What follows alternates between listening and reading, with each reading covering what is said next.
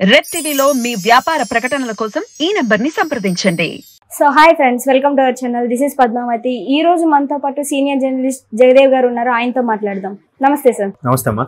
Sir, Delhi liquor scam కేసులోని కేజ్రీవాల్ గారును Kavitha garu arrest అయిన సంగతి అందరికీ తెలిసిందే. సో ఇప్పుడు వస్తున్న వార్తలు ఏంటంటే వాళ్ళిద్దరిని ఒకటే గదిలో పెట్టారన్నట్టు వార్తలు అయితే వినిపిస్తున్నాయి. ఒకరి మీద ఒకరు అరుచుకుంటున్నారని, ఒకరి మీద ఒకరు వాగ్వాదాలు చేసుకుంటున్నారంటూ ఆరోపణలు అయితే బయటకు వస్తుంటున్నాయి. అసలు ఇది నిజమే అంటారా? నమ్మచ్చు అంటారా? దీన్ని ఎంతవరకు నిజం ఉందంటారు ఇందులోని? ఒకరి వాంగ్మూలంతో ఇంకొకరికి ప్రశ్నించి, ఒకరు ఇచ్చిన సమాచారంతో ఇంకొకరి దగ్గర కూపీ లాగే ప్రయత్నం చేస్తారు తప్ప ఒకే గదిలో పెట్టి ఇన్వెస్టిగేట్ చేస్తారనేది నాకైతే నమ్మబుద్ధి కావట్లేదు. మేబీ కొన్ని పరిస్థితుల్లో వాళ్ళు చేయొచ్చు కూడా. ఇప్పుడు మొన్న ఆవిడెవరు ప్రియా మీనా గారు వచ్చారు. ఆవిడ హైలీ క్వాలిఫైడ్ ఆఫీసరు, చిన్న వయసులో అంత ఉన్నత పదవులు వచ్చిన వాళ్ళు. ఇట్లాంటి వాళ్ళు ఎవరిని లెక్క చేయరమ్మా. అక్కడ ప్లేస్ లో ఉన్నది ఒక అక్యూజ్డ్ గానే చూస్తారు తప్ప ముఖ్యమంత్రి కూతురు లేదా ముఖ్యమంత్రి బావమరిది, వీడు ప్రధానమంత్రి, అట్లా ఏమి ఉండదు వాళ్ళకి. అంతే కదా. మొన్న ఆవిడని కవిత గారిని అరెస్ట్ చేసే టైంలో కూడా కుటుంబ సభ్యులకు సమాచారం ఇస్తే కదా కేటీఆర్ గారు హరీష్ రావు గారికి వెళ్ళారు. వెళ్తే కేటీఆర్ గారు ఏం చదువు, సుప్రీంకోర్టులో ఇట్లా పిటిషన్ ఉంది అయినా వీళ్ళు వచ్చారు అంటున్నా కూడా ఆవిడ బలమైన సాక్ష్యాధారాలు దొరకకపోతే రానుపోని చార్టర్డ్ ఫ్లైట్లు బుక్ చేసుకొని, స్పెషల్ ఫ్లైట్ బుక్ చేసుకొని కూడా ఆవిడని అరెస్ట్ చేసి తీసుకెళ్లాల్సిన అవసరం ఉంది. ఆవిడ పొద్దున్నేచి కూల్గా బై రోడ్డో బై ట్రైనో తీసుకెళ్ళొచ్చు కదా. అట్లా అంటే ఎంత ఇంపార్టెన్స్, ఎంత ఇది లేకపోతే అట్లా ఫ్లైట్లో తీసుకెళ్ళి ఇది చేస్తారు ఆఫీసర్ ర్యాంక్ వాళ్ళు. కాబట్టి అక్కడ బలమైన ఆధారాలు దొరికాయి కాబట్టి నెక్స్ట్ నిన్న మొన్న కవిత గారు పెట్టుకున్న పిటిషన్ సుప్రీంకోర్టు హీరింగ్కి వచ్చి అడిగితే కవిత గారు లాయర్ ఏం చెప్పారు? మేము ఇది డ్రాప్ అయిపోతున్నాం అన్నట్టుగా, విరమించుకుంటున్నాం అన్నట్టుగా చెప్పారు. ఎందుకు చెప్పారు? అప్పుడేం చెప్పొచ్చు కదా, మీ దగ్గర పిటిషన్ ఉంటుండగానే ఈడీ వాళ్ళు అరెస్ట్ చేశారని చెప్పొచ్చు కదా. ఎందుకు చెప్పలేదు? సో ఈడీ వాళ్ళకి బలమైన ఆధారం దొరికింది. అయితే ఇక్కడ మనకు గమనించాల్సింది ఏంటంటే లిక్కర్ స్కామ్ సంబంధించి ఆ పాలసీలు, విధి విధానాలు ఎట్లా అయితే ఒక బయ్యర్కి మనం లేదా ఒక వెండర్కి బెనిఫిట్ అవుతుంది. ఎంతసేపు ఒక గవర్నమెంట్ ముందున్న విధానాల ప్రకారం వెళ్ళిపోతే ప్రభుత్వానికి అంత ప్రయోజనం ఉండదు, మనకు అంత ప్రయోజనం ఉండదు అనే దాని మీద కవిత గారు కొన్ని రకాల సలహాలు, సూచనలు, రూల్స్ అండ్ రెగ్యులేషన్స్ గైడ్ చేశారు. సో ముందంతా కూడా ఆవిడ కేవలం ఒక విట్నెస్ గానే, సాక్షిగానే పిలిచిన వాళ్ళు తర్వాత ఛార్జ్ షీట్ లో ఆవిడే కీలకం అన్నట్టుగా కూడా ఎంటర్ చేశారు. అంటే ఎంత బలమైన సాక్ష్యాధారాలు దొరకకపోతే చేస్తారు. మరోవైపు ఏమంటున్నారు, వీళ్ళిద్దరూ మాట్లాడుకున్న సంభాషణలు కూడా వాళ్ళు వెలికి తీశారు, ట్యాపింగ్ ద్వారా వెలికి తీసి అవి విని చెప్తున్నారు అని కూడా వార్తలు వినిపిస్తున్నాయి.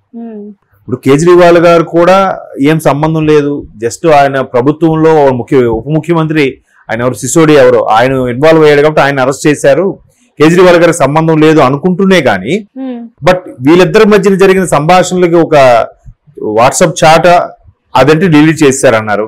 తర్వాత వీళ్ళిద్దరూ కలిసి రాసుకున్న డైరీలో ఏవైతే ఉన్నాయో అవి కూడా ఎక్కడ డైరీ కనబడకుండా చేశారన్నారు. ఇప్పుడు ఎలాగా? బట్ ఏదో బలమైన ఆధారాలు దొరికాయి. ఎవరైతే కవిత గారికి అసిస్టెంట్లుగా ఉన్నారో, కవిత గారు బినామీలుగా ఉన్నారో వాళ్ళు ఇచ్చిన వాంగ్మూలం ప్రకారము ఈడీ వాళ్ళకి ఎంక్వైరీ చేసింది. ఒకదానికొకటి మెల్లగా లాగింది, తీగలాగితే డొంకంతా కదిలింది. ఫైనల్గా ఏం తెలుసుకున్నారంటే ఆ మద్యం స్కామ్ ఏదైతే ఉందో దాంట్లో రూపాయి, ఇప్పుడు 100 రూపాయలకి రూపాయి వచ్చింది అనుకోండి లాభం, అట్లాంటి కొన్ని వందలు అమ్మితే 100 రూపాయలు వస్తుంది, సరిపోతుంది కదా. రూపాయి లాభం కూడా 2 రూపాయల లాభం కూడా లాభమే. మరి ఒక 100 రూపాయలకి 10 రూపాయల లాభం అంటే చాలా ఎక్కువ కదా. 10 రూపాయల లాభం వచ్చేలాగా కొత్త విధానం, ఒక పాలసీని కవిత గారు గైడ్ చేశారంట కేజ్రీవాల్ గారికి. ఆవిడ ఎలా గైడ్ చేశారు? ఆల్రెడీ ఎక్కడో చూసిన పాలసీలనే ఆవిడ బాగా స్టడీ చేసి ఇక్కడ ఢిల్లీలో ఎలా ఉంటూ బాగుంటుంది. ఎందుకు? దేశ రాజధాని అంత అక్కడ నివసించే వాళ్ళు కూడా ఢిల్లీ రాష్ట్రంగా ప్రకటించినప్పటికి కూడా రకరకాల జాతుల వాళ్ళు, రకరకాల మతాల వారు, ప్రపంచంలో ఉండే అన్ని దేశాలకు సంబంధించిన వాళ్ళు, అన్ని మతాలకు సంబంధించిన వాళ్ళు ఖచ్చితంగా ఉంటారు అక్కడ. ఇక్కడ మన దగ్గర ఉండే 29 రాష్ట్రాలకు సంబంధించిన వాళ్ళు కూడా ఎవరొకరు ఉంటారు అక్కడ కదా. ఎంతమంది, ఎంత పాపులేషన్ మీద ఆ మద్యం అమ్మకాలు కూడా ఏ స్థాయిలో ఉంటాయి ఒకసారి ఊహించుకోండి. ప్రభుత్వాలు నడిపిస్తున్నదే మద్యం కదా. అది కేజ్రీవాల్ గారికి బాగా నచ్చడం, దాన్ని ఇంప్లిమెంట్ చేయడం ఢిల్లీలో మొత్తానికి కొన్ని వేల కోట్లు అయితే చేతులు మారాయి. మొత్తం అది కూడా సక్రమైన పద్ధతిలో కాదు కాబట్టి, ఆ పాలసీ విధి విధానాలు ఏవైతే ఉన్నాయో అవి సరైనవి కాదు కాబట్టే ఈడీ ఎంక్వైరీ స్టార్ట్ చేసింది, ఒక్కొక్కటిగా లాగుతుంది.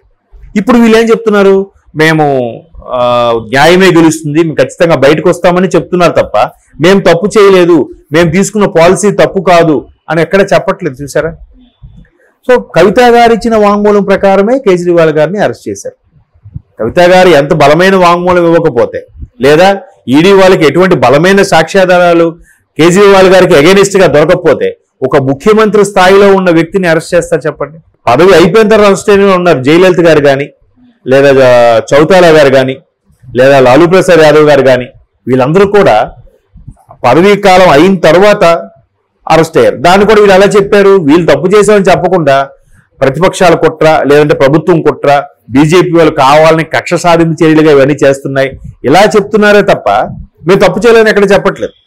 సో ఇప్పుడు ముఖ్యమంత్రి హోదాలో ఉన్న వ్యక్తి అరెస్ట్ చేయారంటే దానికి ఎంత బలమైన సాక్ష్యం లేకపోతే అరెస్ట్ చేస్తారు? కాకపోతే మీ వల్ల నేను దొరికిపోయాను, మా వల్ల మీరు దొరికిపోయారు అన్నట్టుగా ఒకరికొకరు వాగ్వాదం చేసుకుని ఉండొచ్చు. అది కూడా ఎలాగా, వాళ్ళు చేసుకుని ఉండరు. ఓ ఆవిడ ఎలా చెప్పిందంట, వీరెలా చెప్పిందంట.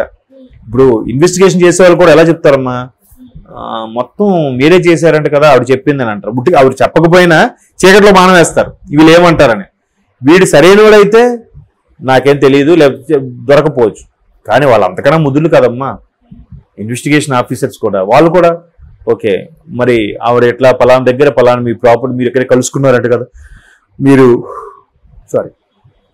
కలుసుకున్నారంట కదా, ఇవన్నీ ఎక్స్ప్లెయిన్ చేశారంట కదా అని అడిగితే ఇప్పుడు ఖచ్చితంగా ఆవిడ మీకు ఎక్కడ పరిచయం, మీకు ఆవిడ ఎలా తెలుసు, ఎక్కడో హైదరాబాద్లో ఉండే ఆవిడ ఢిల్లీలోని మీరు ఎలా తెలుసు, ఎక్కడ మీకు అసలు కాంటాక్ట్ ఎలా స్టార్ట్ అయింది, మీకు ఇద్దరికి పరిచయం చేసిన వ్యక్తి ఎవరు, లేదా మీ ఇద్దరికే కామన్గా ఇంకో వ్యక్తి ఎవరైనా ప్రభుత్వంలో ఉన్నారా, లేదా సెంట్రల్లో ఉన్నారా, సెంట్రల్లో ఒక ఎంపీగా ఉన్నాడా, లేదా రాజ్యసభ ఎంపీయా, ఇలా మొత్తం అన్నీ లాగుతారు కదమ్మా. లాగినప్పుడు ఊరికే చీకట్లో బాణం వేసినప్పుడు కూడా కొన్నిసార్లు దొరికిపోతుంటారు. తప్పు చేసిన వాడికి అదొక శాపం అమ్మ. ఎవరైనా సరే అది ఎంత నేరమైనా కానీ ఎక్కడో చిన్న మిస్టేక్ చేస్తాడు, ఆ మిస్టేక్తో మొత్తం దొరుకుతాడు. కాకపోతే అది 3 నెలల 3 సంవత్సరాల 10 సంవత్సరాల తెలియదు కానీ ఎప్పటికైనా దొరకాల్సిందే. సో ఇటువంటి నేపథ్యంలో కవిత గారు ఇచ్చిన వాటికి అయితే ఇక్కడ నేను ఇంకో వార్త కూడా విన్నాను. ఇక్కడ కేజ్రీవాల్ గారు భయపడట్లేదు కానీ కవిత గారు చాలా భయపడుతున్నారు. ఒకనొక సందర్భంలో వాళ్ళు అడిగిన ప్రశ్నలకి వీళ్ళ సమాధానం లేక కన్నీటి పర్యంతం అయ్యారన్నట్టు కూడా వార్తలు వచ్చాయి. మనం మొన్న చూసాం. మేబీ ఇప్పుడు 370 కోట్ల స్కామ్ ఈవిడికే చేతులు మారి అందాయని, ఇలా కాకుండా ఇంకో ఎంతో మంది ఇన్వాల్వ్ అయ్యారని, కొన్ని వేల కోట్లు మారాయని, బట్ ఈవిడ విషయంకి వచ్చేసరికి ఒక 100 కోట్ల వరకు మాత్రం లెక్కాజమా సరిగ్గా చెప్పలేకపోయారని కూడా వార్తల్లో చూసాం. మేబీ ఇప్పుడు దాని ఏమంటారు, 100 గుడ్లు తిన్న రాబందు కూడా ఒక గాలి వానకు చస్తుంది అంటారు. ఏది ఎక్కడ మిస్టేక్ జరిగింది, మొత్తాన్ని దొరికారు. ఇప్పుడు ఏమంటారు, వీళ్ళు తప్పని ఒప్పుకోరు. ప్రభుత్వం ఏది రాబోయే ఎన్నికలు ఉన్నాయి కాబట్టి ఎన్నికల సందర్భంగా వాళ్ళే మమ్మల్ని బదనాం చేయడానికి ఎట్లా ఇరికించారు అంటారు. బట్ ఒకప్పుడు కేజ్రీవాల్ గారు ఎలా ఉండేవారు, నిజంగా అంత ఐఐటీలో చదువుకున్న వ్యక్తి, ఒక ఐఏఎస్ ఆఫీసరు. అరే ఆయన గెలిచిన తర్వాత కూడా ప్రమాణ స్వీకారానికి మెట్రో స్టేషన్ లో వెళ్ళారు. మెట్రో స్టేషన్ తప్ప ఎంత సింపుల్, గవర్నమెంట్ వెహికల్ పంపించినా వద్దని మెట్రో ట్రైన్ లో వెళ్ళి ప్రమాణ స్వీకారం చేశారు. అంతా అబ్బా ఎంత సూపర్ రా నిజంగా. కానీ తర్వాత మెల్లమెల్లగా ఓహో ఈయన కూడా చాలా టాలెంటెడే, చాలా చాతుర్యం ఉంది ఈయనలో అని. ఇప్పుడు ఈ లిక్కర్ స్కామ్ విషయంలో చాలా ఘటికుడే ఈయన కూడా ఆ తానులో మొక్కే రాజకీయ నాయకుడు అయిన తర్వాత మారిపోయాడా, లేదంటే అలా సంపాదించుకోవడానికి రాజకీయాల్లోకి వచ్చారా అనేది $1 మిలియన్ ప్రశ్న. సో మొత్తం మీద ఇద్దరికిద్దరు ఒకరి సంభాషణ చేసుకోకపోయినా వేరువేరుగా పెట్టి ఎంక్వైరీ చేస్తారు. దాన్ని కూలంకుషంగా చర్చించి వాళ్ళు ఎలా లాగాలో అలా లాగుతారు. సో అదండి, విన్నారు కదా. సో నిజాలు అనేవి వెనకతలు ఏమున్నా కూడా ఇలాంటి విషయాలు మరెన్నో తెలుసుకునే ప్రయత్నం చేద్దాం. Thank you sir.